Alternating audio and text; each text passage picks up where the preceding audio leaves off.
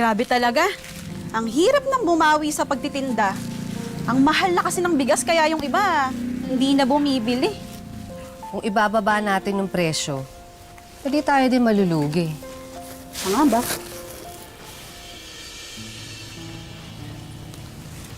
Nay! Bakit yung kasama si Nena? Papatakan ko ng gatas ni Nena ang mata ng anak mo. Di ba may sore eyes? Kasi pabaya kang ina, hindi mo inalagaan ng mabuti yung anak mo. Nay! Bakit niya ba papatakan ng gatas si Chari? Mabisang panlaban sa sore eyes ang gatas ng ina. Naku! Nay, baka lalo mo may infeksyon yan. Di ba pwedeng bumili na lang kayo ng gamot? Bakit? Mayaman ka ba? Hindi nga natin kayang bumili ng pagkain araw-araw, bibili pa ng gamot. Ha? Ako ang mas matanda sa'yo, kaya itong paniniwalang to nung bata pa ako. Ganyan ang ginagawa ng lola at nanay ko yan. Huwag kang kumuntra. Nay, ano to? Nagtatalo na naman kayo? Naku, itong asawa mo, ang daming kuda. Nagpapatulong na nga ako kay Nena, napapagaling yung anak mo, ay kontra ng kontra. Tara na nga, punta na nga natin sa loob si Chari.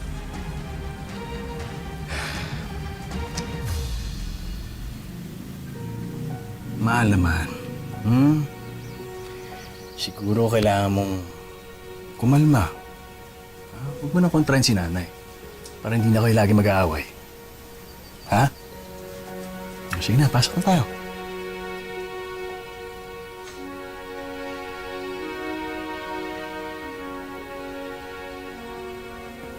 Alam mo, kahit kailan, napakademonita niyang biyanan mo. Hindi ko nga alam ba't pumapahig ka na ginaganyan ka. Wala naman akong magagawa eh. Nakikitira lang kami ni Rogelio sa bahay niya.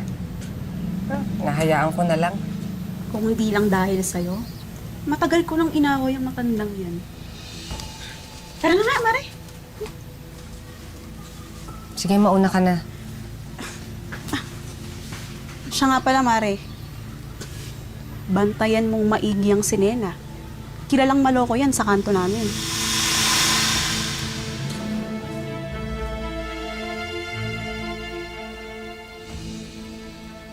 Chari, gagaling ka na pagkatapos mapatakan ng gatas ni Nina sa mata.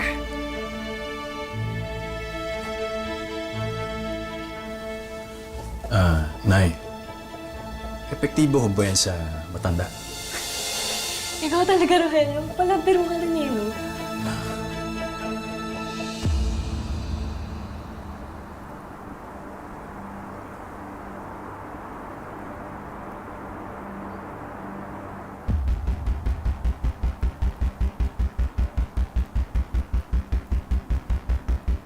Hoy, ba't nandito ka?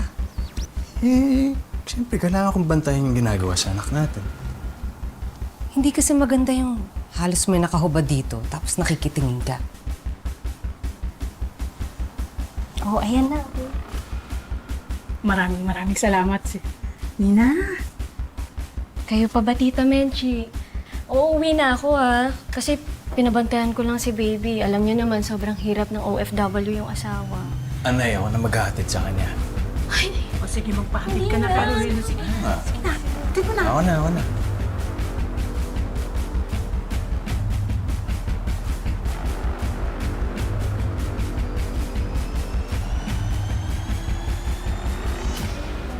Hindi, ako dapat magpapasalamat sa iyo eh. Napagaling mo yung anak namin eh. Sa'yo ba yan? Pinapahiram lang sa akin na may-ari ng Sakay app para sa mga gusto magpasundo ng motor. Ang sarap siguro sumakay sa'yo, no? Ha? Sa motor mo ang ibig kong sabihin. Pwede na sumakay? Sakay na.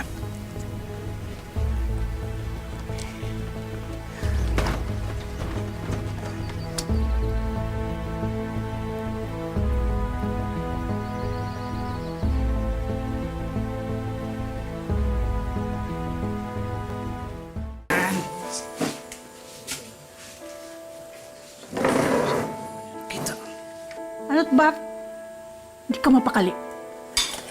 Nay, kasi si Rogelio hindi pa bumabalik eh. Baka may dinaanan lang yun. Chari, pasok ka muna sa kwarto mo. Hintayin muna natin tatay mo. Sige po. Nay, hindi kasi ako komportable kay Nena. Saka parang kakaiba yung tinginan nila kanina ni Rogelio habang nagpapatak siya ng gatas kay Chari. Si Nena, anak ng matalik kong kaibigan, kaya hindi malandi yun. Parang iba naman nakakarating na balita sa akin eh.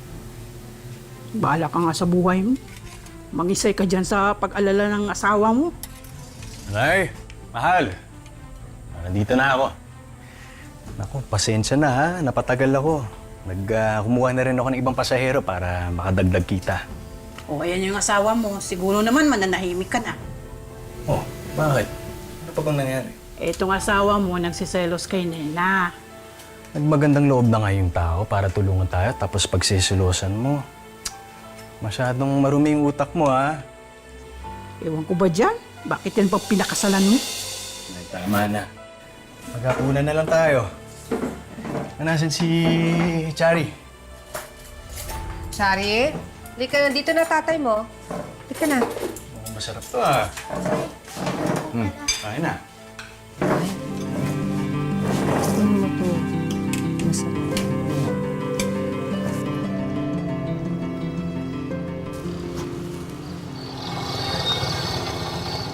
Tol, ano? Magmamami kami nila Toyot Abit. I-deliver pa ako eh. Sige, sunod ako. Atid ko lang to. Sige ah. Sige. Parang masarap yan ah. Sige.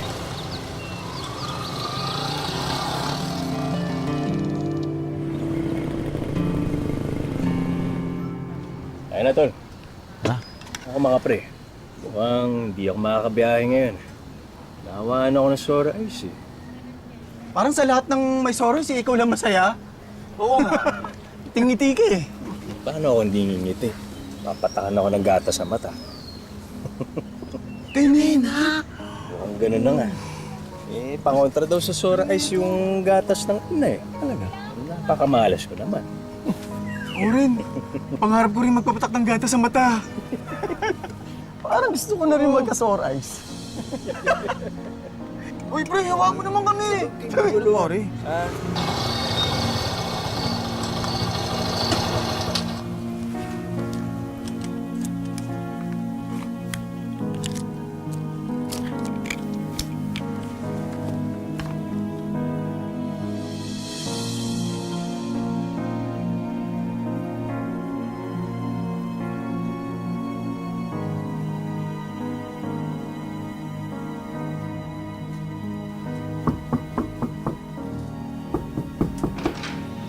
Oh, Rogelio! Nandito ka na naman? Oo eh, magpapapatak sana ako sa'yo. Eh, Sora Ice ako eh. Ano ba naman? Hindi mo naman kailangan magkaroon ng sore eyes para pumunta rito. Hindi wala na pala ako Sora Ice. Ito na, baka makita pa tayo.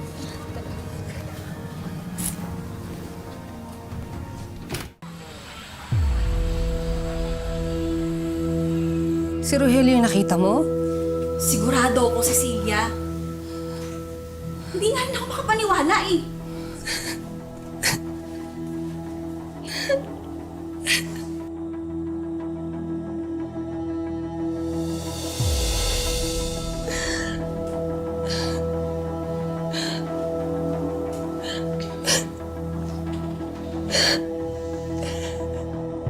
Bakit ka umiiyak?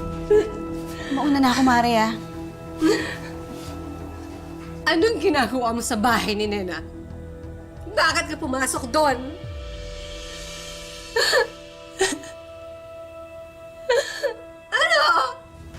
Oo, pero wala naman akong ginawa. Mahal. Anong kala mo sa akin, ha? Tanga? So anong ginawa nyo? Nagtitigan lang kayo? O, ano na naman ginawa o problema ng asawa mo, ha, Rogelio? Ewan ko nga sa asawa kong praning eh. Napakurami ng utak niya na eh. Pumunta nga ako na Nena para kumuha ng gatas. Para pang patak sa Sora Ice ko oh. Para mawala na to. Gumagawa ng kwento eh. Hindi na ako sa'yong babae ka, ha? Dahil nasasaktan ako. Eh talagang sasaktan kita, ha? Anong klase kayong ina? Mali na yung anak nyo, pinagtatanggol nyo pa. Ah, ganun, ha? Tama na, Nay. Tingin mo ka! Tama lang sa'yo yan! Ka!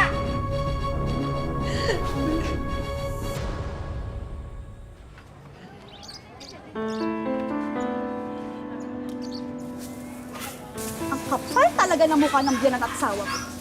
Ako! Cecilia, pasensya ka na. Napasama yata yung pagsumbong ko sa'yo. Wala ka namang kasalanan eh. Gusto mo lang naman talagang tulungan ako. Cecilia, andyan na yung babaeng ahas.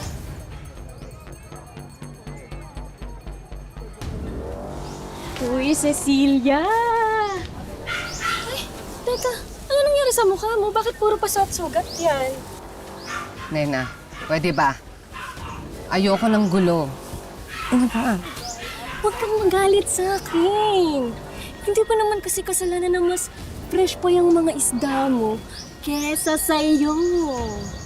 Alam mo, losyang na losyang ka na. Tingnan mo ako. Fresh na fresh. Sariwang-sariwa, di ba? Kaya hindi mo masisisi yung asawa mo kung pagnanasaan niya ako. Normal lang yun. Diba? Ay! What? Tagutin mo na! Walang yakalo sa kasi!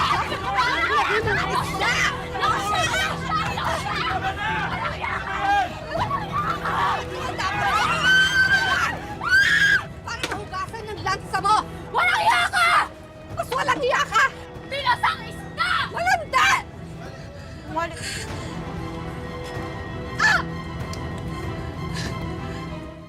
Nena, nangangati yung mata ko. Pwede mo bang patakan mo na rin ng gatas ng mata ko? Ako rin, Nena. Ilang araw na namumula mata ko. Sige na. Maawa ka naman. Maawa ka naman. Magsilayas nga kayo rito!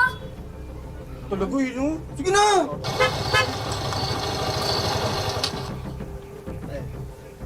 Walang yan naman kayo, oh. Ginagawa niyo rito. Papaputak naman ng gatas sa mata. Eh, wala namang sora ice tong mga to, eh. Ha? Pero syempre, Pwede. Saan na naman nagodi? Ako pwede. Daya naman. Si Rogelio lang ang pwede. ganun talaga! Uy! Sige na! Sige na! Lagi na lang pinapaboran to, no? Ay. Ano naman kami? Mabuti na lang, Cecilia, ginawa mo yung kay Nena. Eh ba naman ang asawa ko gusto pang ahasin? Siguro naman, magtatanda na yung nena na yun.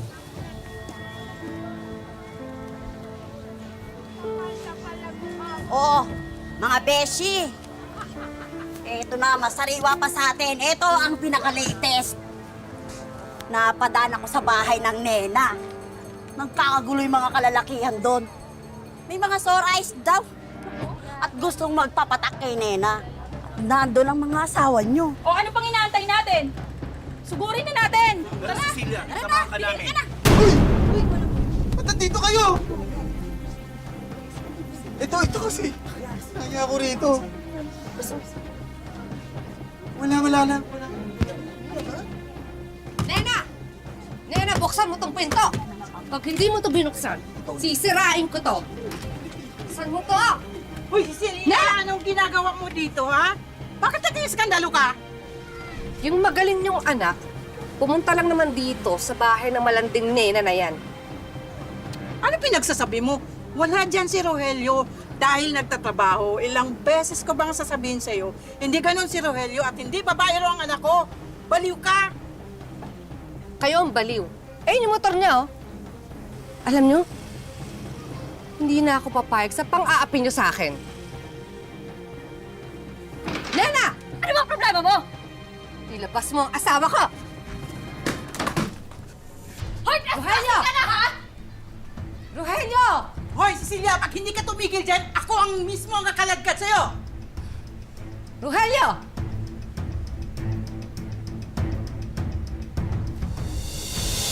Sinasabi ko na nga ba eh. Tingnan niyo yung anak mo. Tingnan niyo yung anak ng walang hiya. May ginagawa ba kami? Wala naman, di ba? Rogelio, Tita Mechi, paalisin niyo yung babae na yan. Cecilia, pwede ba? Nangkukulo ka eh! Ako pa talaga ang nanggugulo, Rogelio. Ako ang asawa mo. Etong malanding babaeng to ang nanggugulo ng buhay natin. Pag di ka umalis, papapulis talaga kita! Ang kapal ng mukha mong babae ka, no? Ikaw na nga tong lumandi sa mga asawa namin, ikaw pa matapang? Hindi ko kasalanan kung ako gusto ng asawa niyo. Eh, sa itsura niyong yan. Eh, kahit ako lalaki, ayaw ako. Nangiya ka ba? Ay, ikaw, babae ko! Tigil ka! Tigil ka! Tama na! Sobra ka ha! Baras ka! Nangkukulo ka eh! Alam mo, sumusobra ka na eh. Bahagi sa'yo. Ulit mo eh! Ano yan? Tama na yan!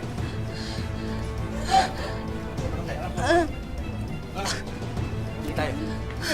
Alam ko na lahat ang istorya. Menchi, huwag mo naman masyadong binibaby yung anak mo. Kinakampihan mo pa kahit siya na may sala eh. Pambihira ka talaga. At ikaw naman, Nena, may anak ka na eh. Yung asawa mo nagpapakahirap sa abroad. Hindi niyo ba alam may kapatid akong doktor? At nasabi niya sa akin, hindi naaagaling ng sora isang gatas ng ina. Bagkus lalala pa eh. May infeksyon lalo. Puro kayo kalokohan. Ikaw naman, Rogelio, dahil sa mga ginawa mo kay Cecilia, nagdesisyon ng Cecilia na idemanda ka.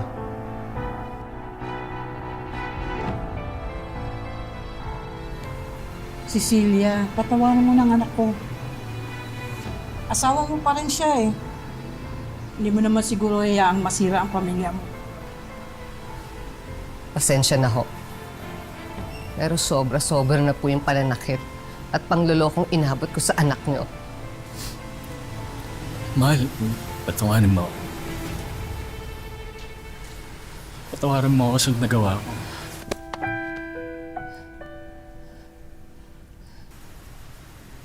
Tapos na tayo, Rogelio. Aalis na kami ni Chari sa poder mo. Dahil ayokong mahawa ang anak ko sa bulok ng pag-uugali.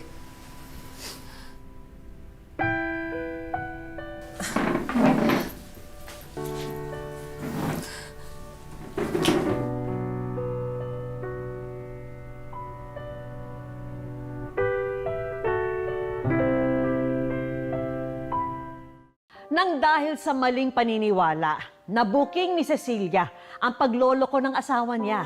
At sa huli, nalaman din ni Cecilia na hindi naman talaga gamot sa sore eyes ang gatas ng isang ina. Isang paalala ang kwento natin ngayong hapon na maging maingat tayo at mapanuri bago maniwala sa mga sabi-sabi. Mga kapuso, ngayong Sabado, may espesyal na karakter kaming isinama sa ating kwento. Siya po ang ating mystery wisher. Ang kwento ng kanyang buhay ay may hawig o pagkakatulad sa napanood niyong kwento. Nahulaan niyo na ba kung sino ang ating mystery wisher? Napanood niyo na siya kanina. Sino kaya siya? Tama kaya ang hula niyo, mga kapuso? Tol, ano? Magmamami kami nila Toyota Abet. May deliver pa ako eh. Sige, sunod ako. Atid ko lang to. Sige ha? Parang masarap yan ha? Sige. Si Ryan ang masipag na motorcycle rider sa isang ride-hailing app. Hindi na nga raw birong hanap buhay ang pagiging isang rider dahil kabalikat nito ang panganib sa daan. Nandyan yung init, ulan, at lalo na yung mga salamuha mo sa kalsada, yung mga sisingitan ka, Pero yun, tinitiis ko po yun kasi iniisip ko po talaga para sa pamilya ko.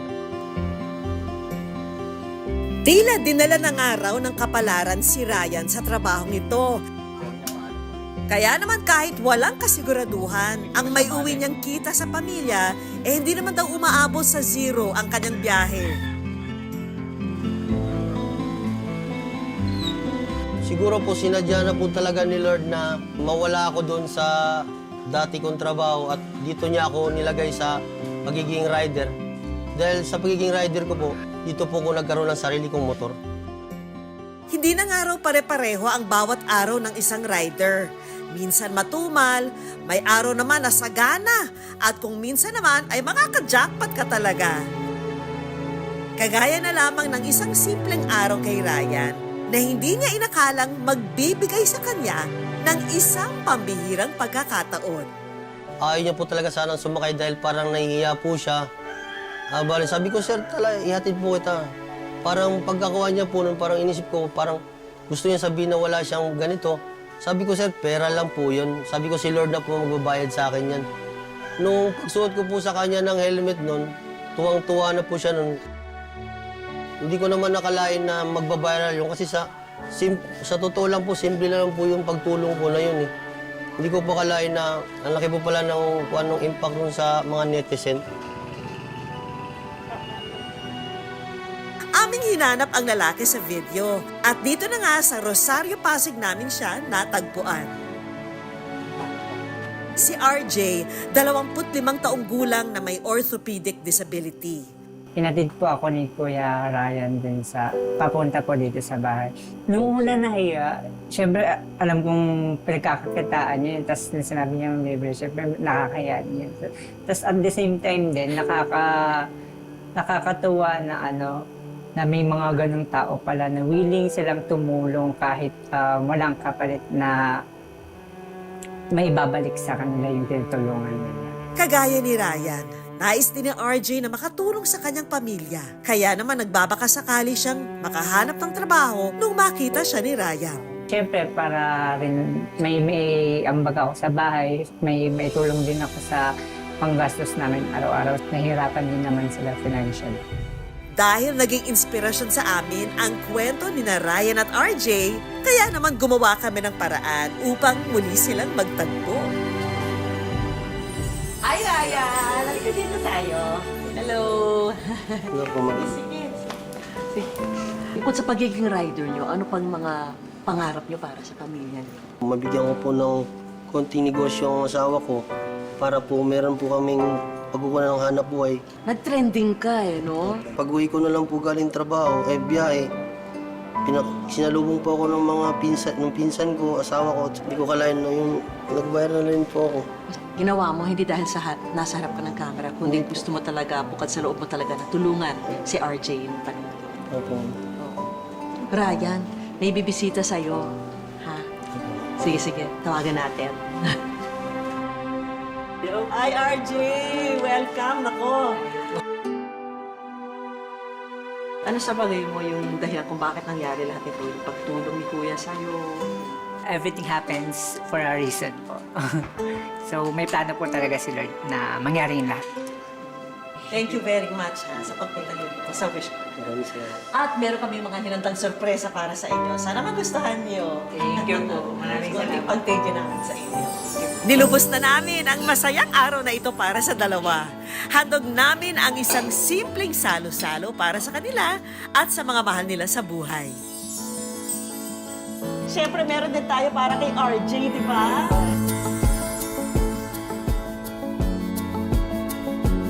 Alam namin na ang tanging hiling ni RJ ay ang magkaroon ng trabaho. Kaya naman, may mga kaibigan tayong magkakaloob niyan sa kanya. We would like to award to you a certificate of employment. Thank you po. Para kay Ryan, aming tinupad ang kanyang hiling na magkaroon ng sariling negosyo. Kaya naman tanggapin mo na itong mga negosyo package na handog namin sa'yo. Siguradong patok sa inyong lugar ang automatic helmet disinfecting machine na ito worth 49,000 pesos. Ipapwesto mo na lang yan, tuloy-tuloy na ang iyong kita. Maraming salamat. May uuwi mo na rin ang mga personal na regalong ito, Ryan. Para sa'yo. Sana magamit mo sa pagiging rider. Sige, buksan mo. Yan. Wow. Cellphone. Salamat. Yan. Alam namin na para sa iyong pamilya ang lahat ng iyong pagsisikap. Kaya naman sagutan namin ang mga bagong gamit para sa iyong mga anak. At syempre, konting tulong pinansyal para kay Ryan at RJ. Sa thank you po. Maraming salamat. Maraming salamat po sa wish ko lang. Hanggang hindi tayo napapagod, humiling at maniwala. Hindi tayo mapapagod lumaban sa buhay. Para sa iba pang mga kwentong itinampok ng Wish Ko Lang, i-follow lang po ang Facebook page ng Wish Ko Lang at GMA Public Affairs. Mag-subscribe na rin sa GMA Public Affairs YouTube channel. At sa mga gustong matupad ang kanilang mga hiling, ipadala lamang po ang inyong wish at kwento sa amin. Ako po si Vicky Morales at ito po ang Wish Ko Lang. Wish ko lang.